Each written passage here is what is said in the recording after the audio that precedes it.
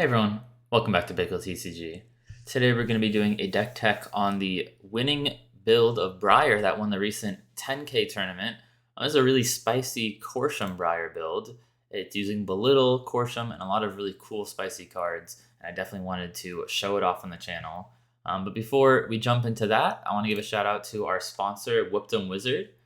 Whipped Wizard, you can use the affiliate link in the description to support the channel, and through the 8th of July, I believe you will get 10% off on all Uprising singles if you use that link. So 10% off all Uprising singles through the 8th of July.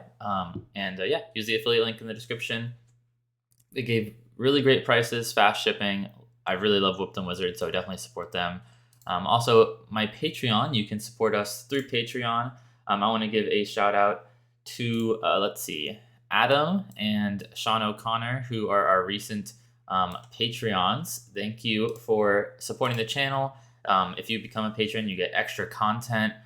You can get cool surprises in the forms of different giveaways, and also sometimes some coaching if you want the highest tier. But yeah, check out the Patreon there. But let's hop right into the video here. So we're going to be looking at this Briar list. I think I probably did a Briar list not too long ago, maybe a few months ago. But this one is a very different Briar list. So I'm excited to kind of look at this with you guys and dive into it together. So starting out, we've got the classic, obviously, Hero Briar. And we've got the Weapon Rosetta Thorn. Not going to be reading every card as much this video. It's not a kind of budget video. Usually for budget videos, I'll read everything because it's for beginners more.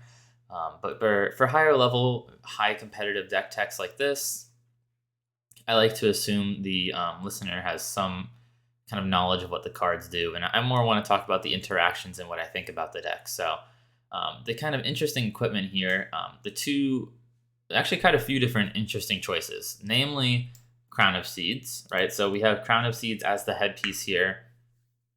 This is only seen play usually in Oldhim and Starvo before. Briar hadn't traditionally picked this up because she doesn't really want to pitch on her opponent's turn too much. But this actually kind of gives us some interesting tools here. I think the main reason he chose Crown of Seeds here is that the best card in Briar is Channel Mount Heroic. Our big Haymaker card gives all of our attack actions +3 power, lasts for 1, 2, or sometimes even 3 turns. And we basically want to see as many of these as possible, and we want to see them as fast as possible. So my main guess for why he wanted Crown of Seeds is to filter to those Channel Mount Heroics faster. That's definitely a really nice part about it. It's also probably going to be pretty great in the mirror in combination with Fyendal Spring Tunic. This lets you, using Fyendal Spring Tunic, you can remove a counter from it to gain a resource and then use that to Crown of Seeds. So on your opponent's turn, you can kind of get that extra resource. You can filter a bad card away from your arsenal, get a new hand, definitely put some work in. Also, Crown of Seeds helps with awkward hands, which is definitely something Briar can have. You could have those 4 all non-attack hands, and this lets you at least turn one of those cards into a different card, which is pretty nice. But Fyendal Spring Tunic is pretty normal, so is Grasp of the Arknight. He is running Spellbound Creepers here. Traditionally, Briar runs Snapdragon Scalers. They're a bit more consistent, but I think Spellbound Creepers has some really cool, interesting play in this list. We've got some more non-attacks with Go Again in the form of Minnowism. It does block, which is pretty nice. And I don't think there's a huge difference between Spellbound Creepers and Snapdragons for Briar. This does block for 1 more, which is pretty nice. And it can have a similar effect. I think normally Snapdragons are chosen because Briar is so resource light. And Spellbound Creepers do cost an extra resource. But this list, as you can see here, has 23 blues, which is a really high number of blues for Briar. I don't think they're all always in the main deck.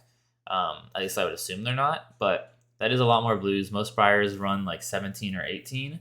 So about 5 more blues than normal means that this extra resource should be pretty easy to pay for. Nullrune Boots is, I guess, a bit of a surprise as well, maybe mostly for Wizard here. That's probably all these are for. And then Vexing Quillhand is our last equipment piece here, also probably mostly for Wizard. But I could see a world where against other Rune Blades, you bring in Vexing Quillhand. And then it kind of gives you something to do with those extra resources if you're pitching for Crown of Seeds, right? So you can pitch a blue for Crown of Seeds and then use AB2 on maybe one source of Arcane in the form of a Rune Chant and then Rosetta. So you can actually block a full 3 damage for a blue, which is pretty nice. And I think it's totally possible that you would bring this Vexing Cool Hand in some Runeblade matchups, Viserai and Briar. No more chain, so I guess not worried about that. But I think this is also mostly for the Wizard matchup. Hopping into the cards here. So you're going to notice that there's a lot of cards in here that Briar doesn't traditionally play. And a lot of that is because it's playing Belittle, right? So Belittle asks you to play a lot of cards with base power 3 or less. Because 1, you need to reveal it to Belittle. And 2, it's how you're going to trigger Minnowism here. So we're playing 3 red Belittle, then we're playing 3 red Minnowism and 1 blue Minnowism. Red Minnowism is a great effect. It's basically another Nimblism for our deck that it doesn't actually look like we're playing, so it's just our only Nimblism. And it's just nice to get that free non-attack off of Belittle. It's basically 6 damage off of 1 card because you're just paying 1 for Belittle and then Minnowism's free. So it's a really insane rate of kind of 6 for 1 with Go Again. Really powerful combination of cards. And the fact that you can run that 1 blue Minnowism is pretty nice too. You can, if you need extra resources, you can play Belittle off of a Tunic resource, play and then pitch this blue Minnowism if you need a blue for that turn. So pretty nice effect there. We can look at the other cards that we're playing because of the Belittle combo that we normally don't. So you can see we've got Arcanic Crackle here. This is a 0 for 3 that does 1 Arcane. This card used to see a lot of play when Briar could trigger Embodiments of Earth multiple times, because this could potentially do 2 Embodiment of Earth.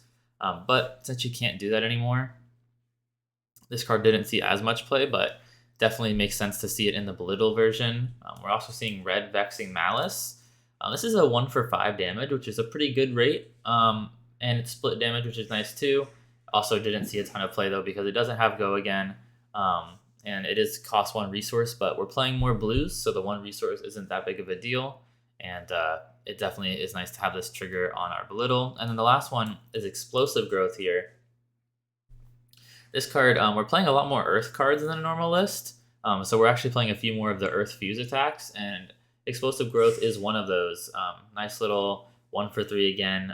This one deals 1 Arcane, and if it was fused, you get +1 power on all your attacks for every time Explosive Growth deals damage.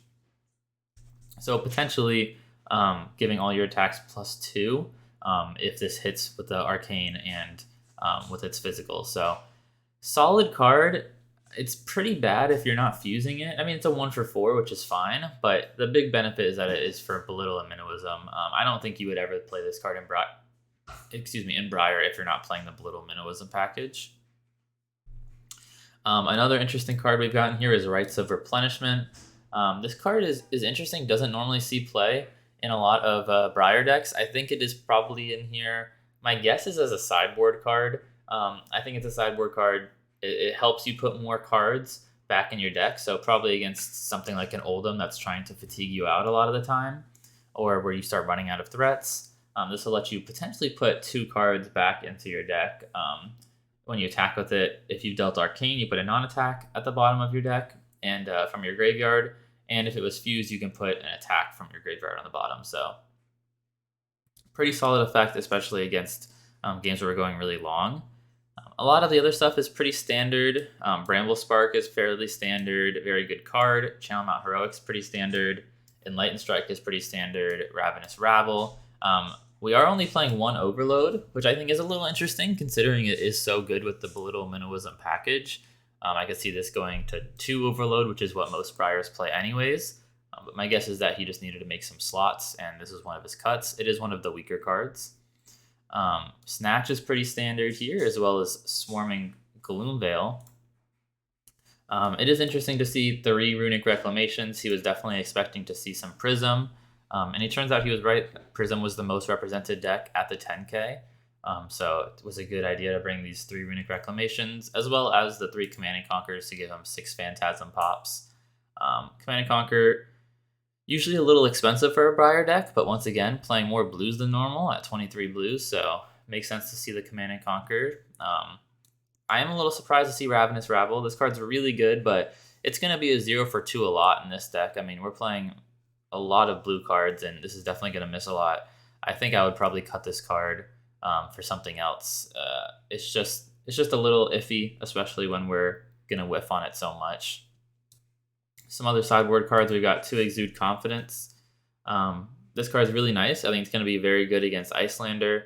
It's good against basically any of the control decks, so happy to see some Exude Confidence. I like 2 or 3 in the sideboard here.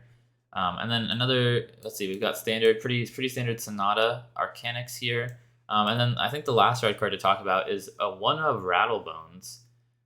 I think this is probably just to have the great combo with Swarming Gloomveil. You can play this, play Swarming Gloomveil, and then you get a free Rosetta, which is pretty nice. I just am not exactly sure what the point of this card is in the deck, but I think it actually won him the game in the finals by finding Vexing Malice for lethal, so it's a nice toolbox card. I guess I don't really hate the 1 of, but I can see why he wouldn't want to run more than that. Now let's look at the blues. So blues here, we've got a lot of earth blues, more than normal. So I think most decks run about 12 earth blues. Here we have 3 burgeoning. We've got 2 Amulet of Earth, 2 Autumn's Touch, 2 Weave Earth, 2 Earthlore Surge, and 2 Sotomaro. I'm not going to throw these all up on the screen, and then we also have 3 Tome of Harvest. So a lot of earth blues here. 1, 2, 3, plus 6 is 9. Plus 4 is 13, 16 earth blues if I'm not mistaken, which is definitely a lot. 6, 10, yeah, 16 earth blues here. So a lot of earth blues. When most decks run about 12, he's definitely running a lot more. Maybe these Sows Tomorrow are sideboard. I could definitely see that. I could see Amulet of Earth being sideboard as well, which would bring us down from that 16 to just 12, which would make more sense. Amulet of Earth can be kind of weak when we're trying to play against other aggro decks since they don't block. And Sotomaro also is probably better against these more controlling decks. So when we want to put cards back in our deck. So I could see definitely that he's cutting these Amulet of Earth and Sotomaros against control decks. This is how I try to figure out the sideboard usually. So I'm going to say the Exude Confidence is our sideboard, as well as the Runics, the Sotomaros, the Amulet of Earth. Then we only have 5 other cards. Those Rites of Replenishment might be for later games, as well as the Rattlebones. That gives us 1 more card. Maybe it's just the Eye of Ophidia, I'm not sure. Anyways, I do want to bring up that Eye of Ophidia. I think this is another card that's going to try to get us closer to Channel Mountain Heroic here. Just lets us opt to when we pitch it. Pretty nice effect. It actually does work great with Crown of Seeds that we're running. When you pitch it to Crown of Seeds, you get to opt before you draw, which is pretty nice. You kind of get to draw the exact card you want. But I think normally you're just going to be bottoming both cards, trying to find that really nice Channel Mountain Heroic. Another nice thing about Crown of Seeds is you can actually arsenal this Eye of Ophidia if you don't need it. And even though normally it gets stuck in Arsenal for most decks, Crown of Seeds lets us get rid of that Eye of Ophidia from our Arsenal for a different card, which is pretty nice. You can see he kind of couldn't decide exactly what blues he wanted here. Kind of has 2 of a lot of stuff. 2 Amulet of Earth, 2 Sotomaro, 2 Earthlore Surge, 2 Weave Earth.